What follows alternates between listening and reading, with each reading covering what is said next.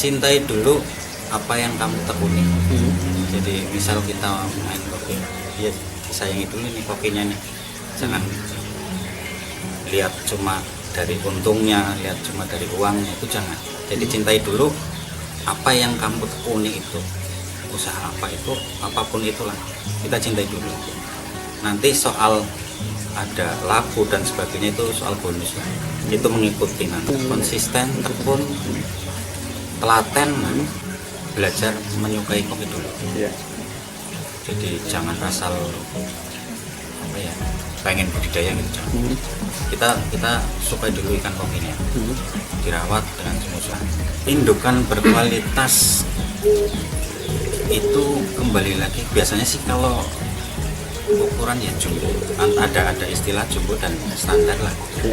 Jadi kalau bagusnya ya tetap yang jumbo. Terus umur paling, yang terutama umur indukan paling bagus itu sekitar 8 bulan. Kalau untuk memunculkan warna yang bagus tetap nomor 1 gen mas, nomor 1 gen. Cuma ada sekarang kan banyak kayak pendukung gen gitu, kayak pakan udah banyak yang untuk meningkatkan warna. Paling itu sih. Insya Allah stabil mas kalau kopi, karena saya lihat dari dulu sampai sekarang yang namanya ikan mas kopi selalu ada di pasaran, selalu ada di akuarium para penghobi ikan, itu pasti.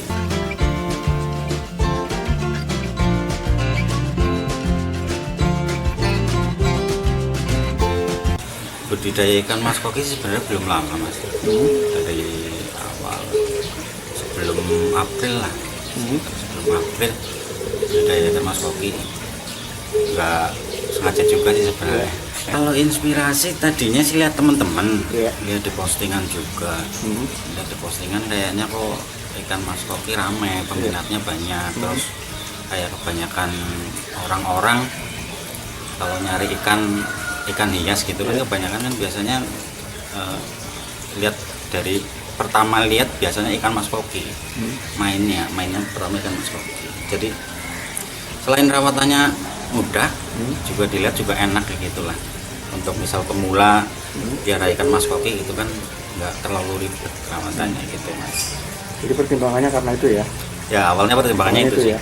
Terus ini mas, mungkin bisa cerita tahapan cara budidaya ikan koki seperti apa gitu? Budidaya ikan koki pertama kita lihat dari birahi dulu mas. Dari birahi ikan tersebut, terutama kayak misal di tempat ditaruh di akuarium dulu kan, biasanya ditaruh di akuarium, biasanya kayak dilihat birahinya itu dari bau amis, bau amis dulu nih, bau amis di airnya, bau amis, terus ikan mulai kejar-kejaran, ikan kejar-kejaran biasanya itu tanda-tanda mau kawin dan siap dipijak. Setelah itu sebelumnya kita disiapkan dulu, alangkah baiknya disiapkan dulu untuk tempat pemijahan. Tempat pemijahan ukuran 1 meter kali 1 meter udah cukup lah. Dari bahan apapun, bisa dari akuarium, bisa dari terpal dan sebagainya. Dikasih aerator, terus kayak serabut gitu, serabut dari bahan apa namanya, tali plastik pun nggak apa-apa ya. Tali rafia ya? Tali rafia ya. Terus biasanya untuk pasangan induknya itu berapa gitu? Jantan berapa, betina berapa gitu? Untuk umumnya itu sekitar, kebanyakan teman-teman sih 1:2, betina 1, jantan 2. Cuma kalau aku lebih sering ke betina 1, jantan 3. Jadi lebih maksimal, kalau menurutku lebih maksimal dalam pembuahan. Gitu. Ciri-ciri mungkin indukan yang bagus itu yang seperti apa dulu kan? Bodinya bulat, gemuk, terus kayak kepala sama badan itu proporsional, terus fin atau dorsal, ekor, sirip itu normal, kayak ekor tegak, dorsal tegak, gitu sih. Kalau soal warna biasanya saya belakangan ya? Nah, indukan berkualitas itu kembali lagi biasanya sih kalau ukuran ya jumbo, ada istilah jumbo dan standar lah. Jadi kalau bagusnya ya tetap yang jumbo. Terus umur paling, yang terutama umur indukan paling bagus itu sekitar 8 bulan. Umur paling bagus sekitar 8 bulan sampai 1 tahun lah. Lewat 1 tahun biasanya sedikit berkurang untuk produksi. Telurnya kurang ya? Kurang banyak ya, kurang maksimal biasanya gitu. Kalau untuk ukuran tidak menentukan ya. Ukuran tidak menentukan. Yang penting umur itu ya. Iya, yang penting umur. Ya ukuran paling menentukan banyak atau sedikitnya telur sih. Oh, banyak sedikitnya telur. Iya. Ya? Nah, ini mungkin Mas ada nggak tips untuk memunculkan warna yang bagus gitu seperti apa gitu? Kalau untuk memunculkan warna yang bagus tetap nomor satu gen mas, Ya. nomor satu gen. Cuma ada sekarang kan banyak kayak pendukung gen gitu, Iya. kayak pakan-pakan kan udah banyak yang untuk meningkatkan warna. Paling itu sih. Kayak aku main paling cacing sutra. Tapi kembali lagi ke gen, misalkan gennya kurang bagus, kurang pekat, misalnya hitamnya kurang pekat, dikasih cacing sutra ya tetap luntur sih. Kembali lagi ke gen mas. Jadi kuncinya di kualitas induknya tadi ya, gennya itu ya. Iya, itu kualitas induk. Itu kualitas induk pun misal kita ternak bahan induk kan bagus nih. Iya. Ada bahan induk kan bagus. Terus menetas sekitar 3.000 ekor kasar. Iya. Itu yang bagus sesuai dengan harapan kita pun paling berapa persen. Jadi yang benar-benar bagus mengikuti indukan itu cuma berapa persen. Berapa persen gitu. Iya, nggak bisa banyak itu enggak. Cuma untungnya di Mas Koki ini itu masih banyak yang mau menampung, bukan reject sih kalau aku ngomong ya, apa ya, kurang bagus Yang aja kualitas sih kurang bagus gitu. bisa diterima pasaran ya. Di pasaran masih banyak yang menerima. Itu mungkin salah satu kelebihan dari budidaya ikan Budidaya apa, ikan. Mas Iya, Koki ya. iya, Mas. Terus Mas, kalau misalkan jenengan tadi pasangannya 1:3 lah ya. Nah, Satu induk betina itu biasanya bisa menghasilkan sampai berapa anakan telur? gitu, telur gitu. kalau telur mungkin lebih dari 3.000 ekor, 3.000 telur. Cuma untuk sampai menetas, kayak aku pas kemarin terakhir itu sekitar 3.000 anakan, Dari mana? 3.000 burayak, sampai ukuran 1 cm yang sekitar itu masih bertahan di 3.000, 1 cm 2 cm, sekitar 3.000. 3.000 ya? Mungkin telur berarti kan telurnya lebih Lebih banyak dari itu ya. Nah, Jadi mungkin persentasenya berapa persen gitu sampai bisa kalau persentase sampai besar, ya, sampai layak besar, jual layak jual itu. sekitar 80%. 80%. 80%. Berarti cukup Lumayan, tinggi ya, cukup iya, lumayan tinggi. ya, ya. Karena memang lebih mudah sih Lebih untuk mudah ya? dipijah, untuk dirawat lebih mudah. Terus ini Mas, proses pemijahan itu kan tadi satu jantan 3 induk kan disatukan dalam satu wadah ya. Nah, Itu biasanya dia akan keluar telur dalam berapa hari gitu? nggak sampai 1 hari sih. Misal biasanya kalau pemijahan itu waktu yang enak itu sekitar pagi, sekitar jam 6 sampai jam 7 pagi. Itu biasanya dia birahinya lagi tinggi-tingginya, jadi paling 5 jam lah, 5 jam 4 jam udah diangkat, udah keluar Sudah keluar dulu ya? ya, indukan diangkat aja, dikembalikan ke akuarium atau ke tempat asalnya lagi. Terus kemudian itu kan telur-telur akan menetas ya. Nah, Itu biasanya dalam berapa jam setelah itu gitu? itu telur menetas sekitar 3 hari 4 hari. 3 hari 4 hari itu ada yang udah menetas, 5 hari itu makin banyak yang menetas biasanya. Maksimal penetasan biasanya sekitar 6 hari. 6 hari. 6 hari udah menetas semua. Udah menetas semua ya. Kita 6 hari udah menetas semua. Terus kemudian nih Mas, untuk pakan biasanya ketika dia sudah menetas itu pakannya apa aja gitu? Nah ini untuk pakan ya. Untuk pakan baru menetas itu biasanya kan makan kan setelah telur menetas. Iya. Si burayak umur 4 hari itu baru dikasih makan. Karena masih ada kandungan kuning telurnya buat ya. cadangan makan. Itu umumnya teman-teman saya itu umumnya pertama makan itu pakai cacing pakai kutu air. Kutu air. Untuk umum teman-teman saya kebanyakan pada belajar itu kutu air. Cuma untuk saya pribadi ya, jangan ditiru juga karena banyak yang gagal juga sih. Kalau untuk saya itu langsung pakai cacing sutra Mas. Nah, jadi langsung pakai cacing sutra. Memang ukurannya antara burayak sama cacing sutra itu lebih besaran cacing sutra. Iya. Cuma entah yang dimakan cumil-cumil gitu Mas. Ya, gitu. Iya, nggak tahu apa lendirnya atau apanya memang dimakan. Lama-lama pun habis memang, walaupun ukurannya lebih besar cacing. Cuma itu saya sih nggak merekomendasikan. Iya.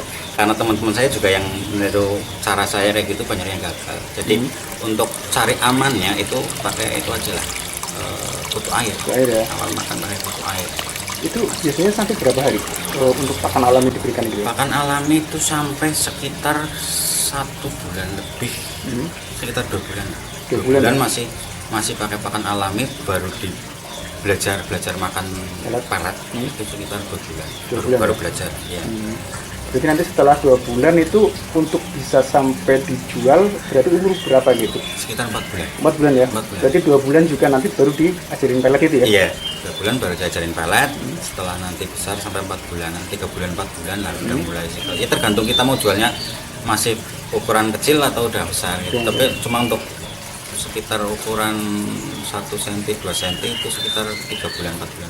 3 bulan 4 bulan ya? Nah, Terus ini mas, jenis yang jenengan budidayakan kokinya itu jenis apa aja gitu? kalau untuk ini sementara oranda sama rancu. Sama rancu ya? Iya, cuma rancunya sempat sedikit trouble sih karena memang rancu sedikit lebih susah dibanding oranda kalau menurutku. Berarti lebih banyak yang oranda ya? Iya, yang lebih ini banyak ya? oranda.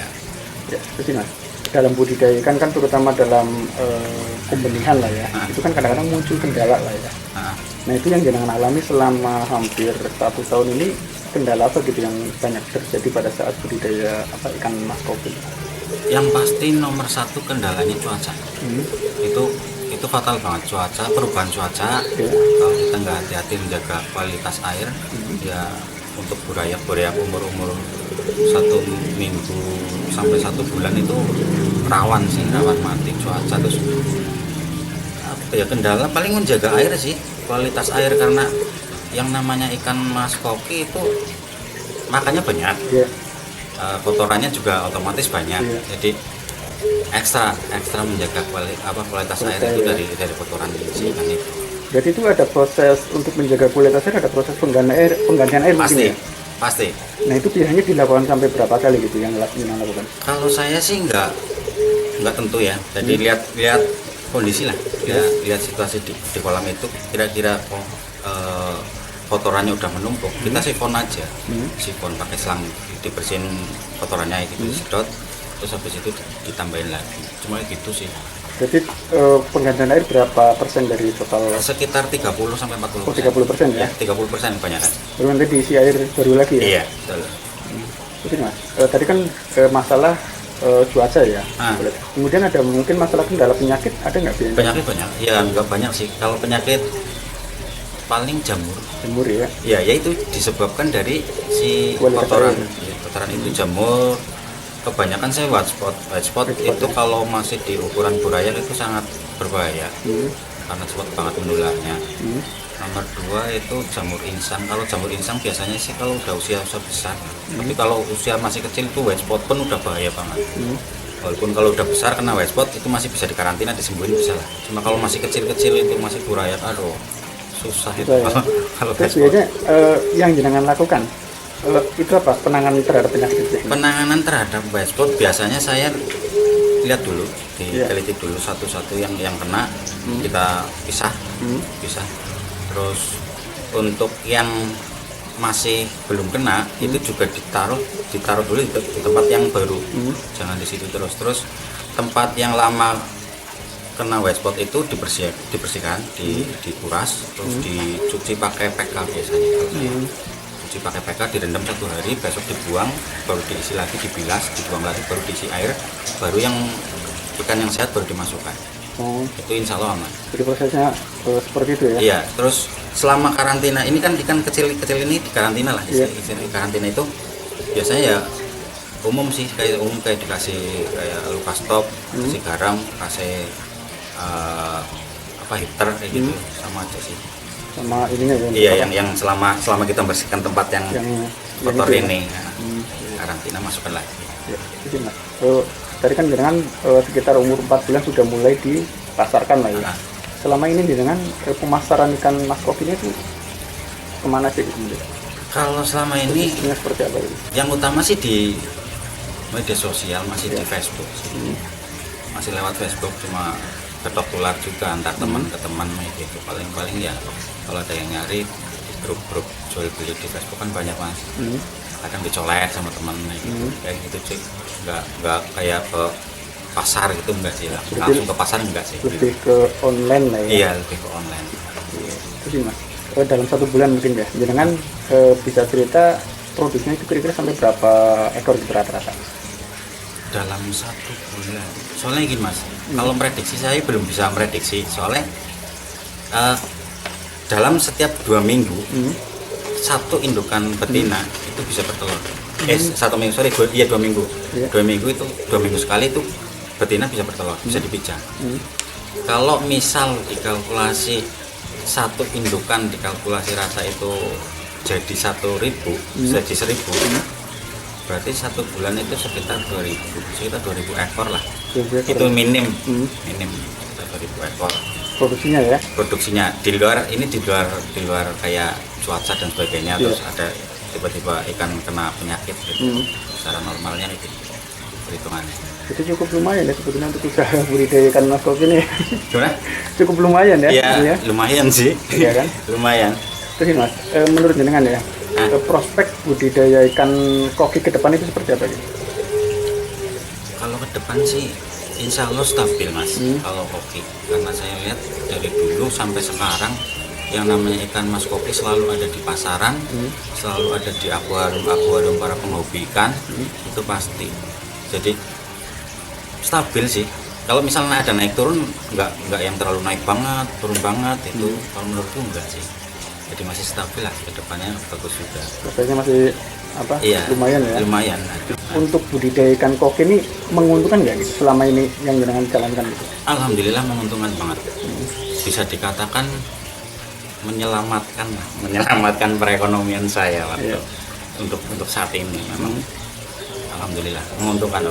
Jadi mas, dalam berwirausaha itu kan kadang-kadang jenengan mungkin punya pegangan lah, prinsip-prinsip ya, supaya sukses gitu kan, ketika berwirausaha gitu. Cintai dulu apa yang kamu tekuni. Jadi misal kita main koki, ya sayangi dulu nih kokinya nih.